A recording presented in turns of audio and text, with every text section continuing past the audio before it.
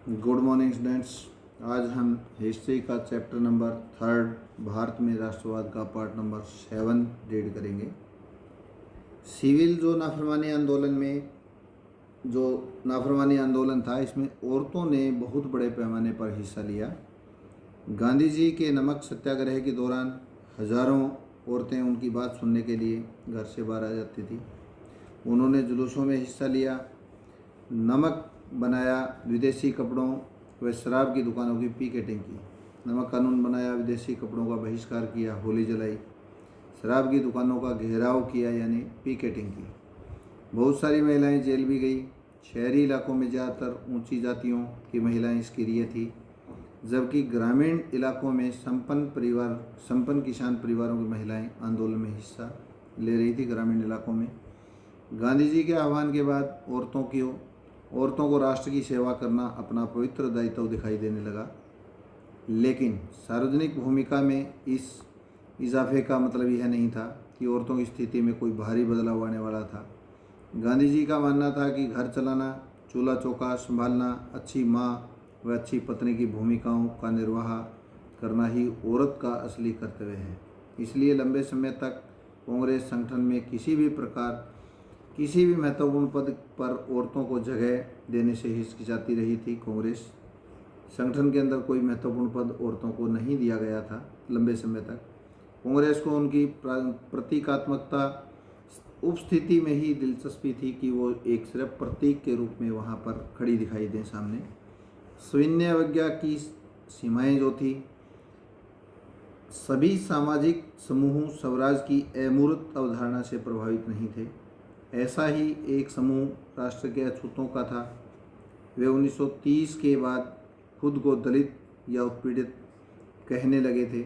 कांग्रेस ने लंबे समय तक दलितों पर ध्यान नहीं दिया था, क्योंकि कांग्रेस रूढ़िवादी सवर्ण हिंदू सनातन पंथियों से डरी हुई थी।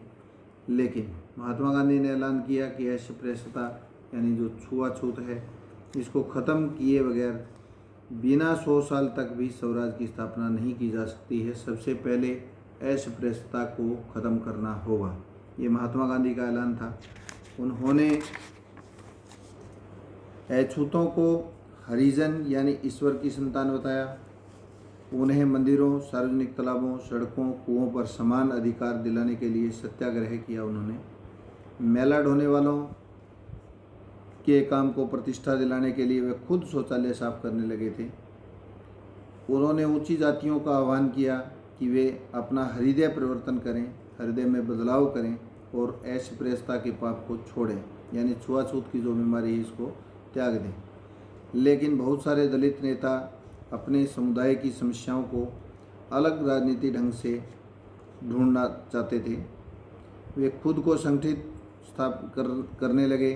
उन्होंने शिक्षा संस्थानों में आरक्षण के लिए आवाज़ उठाई, अलग निर्वाचन क्षेत्रों की बात कही, ताकि वहाँ से विधायी परिषदों के लिए केवल दलितों को ही चुनकर भेजा जा सके। उनका मानना था कि उनकी सामाजिक अपंगता केवल राजनीतिक सशक्तिकरण से ही दूर हो सकती है। जो सामाजिक अपंगता है ये केवल राजनीतिक सशक्तिकरण से दूर हो सकती है। समाज में अपंगपन है अस्पृश्यता के कारण, इसको दूर किया जा सकता है सशक्तिकरण के कारण। इसलिए सविनय अवज्ञा आंदोलन में दलितों की हिस्सेदारी काफ़ी सीमित थी। महाराष्ट्र और नागपुर क्षेत्र में यह बात खास तौर से दिखाई देती थी, जहां उनके संगठन काफ़ी मजबूत थे। डॉक्टर अंबेडकर ने 1930 में दलितों को दमित वर्ग एसोसिएशन यानी डिप्रेस्ड क्लास एसोसिएशन में संगठित किया था। दलितों के लिए अलग निर्वाचन क्षेत्रों के सवाल पर दूसरे गोलमेज सम्मेलन में महात्मा गांधी के साथ उनका काफ़ी विवाद हुआ था। जब ब्रिटिश सरकार ने अंबेडकर की मांग मान ली थी तो गांधी जी आमरण अनशन पर बैठ गए थे। ब्रिटिश सरकार ने अंबेडकर की बात को मान लिया था और गांधी जी इस बात से यानी अनशन पर बैठ गए। उनका मत था, गांधी जी का मत था कि दलितों के लिए अलग निर्वाचन क्षेत्रों की व्यवस्था से समाज में उनके एकीकरण की प्रक्रिया धीमी पड़ जाएगी। डॉक्टर अंबेडकर ने अपनी मांग रखी थी कि दलितों के लिए अलग से निर्वाचन क्षेत्रों की व्यवस्था की जाए। इस बात को ब्रिटिश सरकार ने मान लिया था। इस बात से गांधी जी नाराज होकर आमरण अनशन पर बैठ गए कि इससे समाज के अंदर जो है वो बंटवारा होने से समाज की एकीकरण की प्रक्रिया धीमी पड़ जाएगी।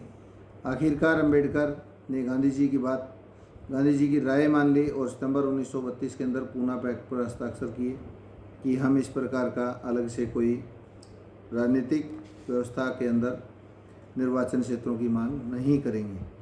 तो 1932 में गांधी जी और अंबेडकर के अंदर पूना के अंदर समझौता हुआ। पूना पैक्ट के नाम से इसको जाना जाता है। इससे दमित वर्गों, जिन्हें बाद में अनुसूचित जाति का नाम दिया गया है, को प्रांतीय एवं केंद्रीय विधायी परिषदों में आरक्षित सीटें मिल गई। हालांकि उनके लिए मतदान सामान्य निर्वाचन क्षेत्रों में ही होता था। फिर भी दलित आंदोलन कांग्रेस के नेतृत्व में चल रहे राष्ट्रीय आंदोलन को शंका की दृष्टि से ही देखता रहा था। भारत के कुछ मुस्लिम राजनीतिक संगठनों ने भी सविनय अवज्ञा आंदोलन के प्रति कोई खास उत्साह नहीं दिखाया था। ऐसे और खिलाफत आंदोलन के शांत पड़ जाने के बाद मुसलमानों का एक बहुत बड़ा तबका कांग्रेस से कटा हुआ महसूस करने लगा। 1920 के दशक के मध्य से कांग्रेस हिंदू महासभा जैसे हिंदू धार्मिक राष्ट्रवादी संगठनों ने काफ़ी करीब दिखने लगी थी। जैसे जैसे हिंदू मुसलमानों के बीच संबंध खराब होते गए, दोनों समुदाय उग्र धार्मिक जुलूस निकालने लगे। इससे कई शहरों में हिंदू मुस्लिम सांप्रदायिक टकराव व दंगे हुए। हर दंगे के साथ दोनों समुदायों के बीच फासला बढ़ता चला गया। कांग्रेस और मुस्लिम लीग ने एक बार फिर गठबंधन का प्रयास किया। 1927 में ऐसा लगा कि अब एकता स्थापित हो जाएगी। 1927 में फिर से ऐसा लगा था कि कांग्रेस और मुस्लिम लीग फिर से एक हो जाएंगी, एकता स्थापित हो जाएगी। सबसे महत्वपूर्ण मतभेद भावी विधानसभाओं में प्रतिनिधित्व के सवाल पर थे। मुस्लिम लीग के नेताओं में से एक मोहम्मद अली जिन्ना का कहना था कि अगर मुसलमानों को केंद्रीय सभा में आरक्षित सीटें दी जाएं, केंद्रीय सभा के अंदर अगर उनको रिजर्वेशन दिया जाए तो मुस्लिम बहुल प्रांतों में यानी बंगाल और पंजाब के अंदर जहां मुसलमान ज़्यादा हैं वहां मुसलमानों को आबादी के अनुपात में प्रतिनिधित्व दिया जाए तो वे मुसलमानों के लिए पृथक निर्वाचिका की मांग छोड़ने के लिए तैयार हैं।